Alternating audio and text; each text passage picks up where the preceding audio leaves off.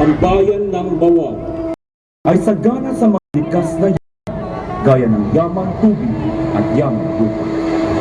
Ang mga yamang ito ay maaari magdulot ng kabutihan sa atin.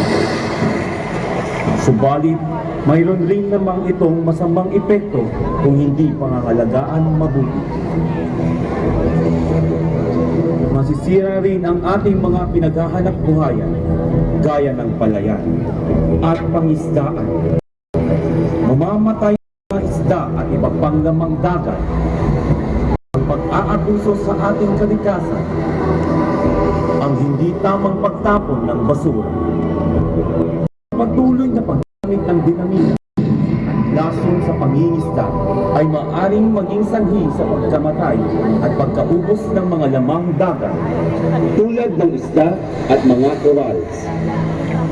Tao ang problema, tao din ang solusyon. Maraming solusyon ang mahahanap kung bubuksan lang natin ang ating puso't isipan. At kung lahat ay tulong-tulong sa paglutas ng suliranin, kapit-bisig upang maligtas ang naghihinalong nating kalikasan. Panatilihin natin ang kaunlaran Sa bayan ng Bawang, ang ating kalikasan ay isa sa ating pinakamahalagang kaibigan.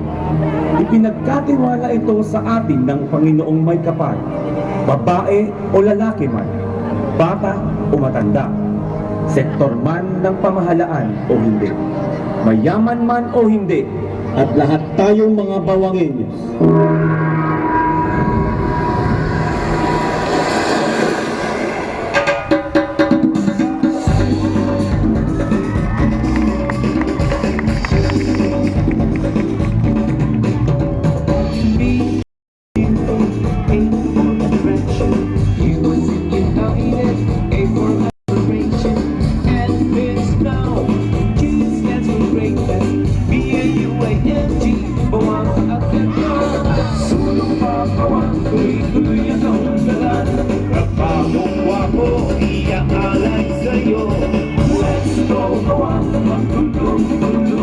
Sama-sama harapin ang pagkakataong ito.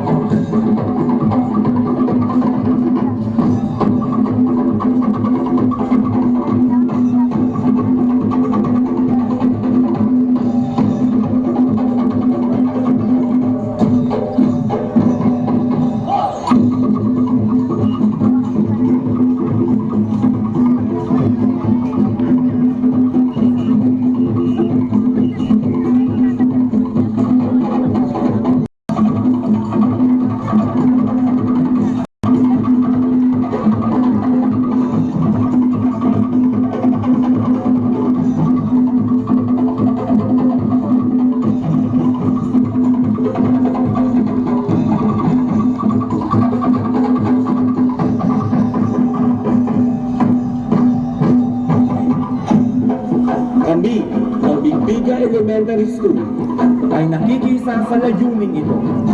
Likas na kalikasan, na minahal at iniruga ng ating mga ninuno. Kalikasan na siyang bumuhay sa kanila sa mahabang panahon.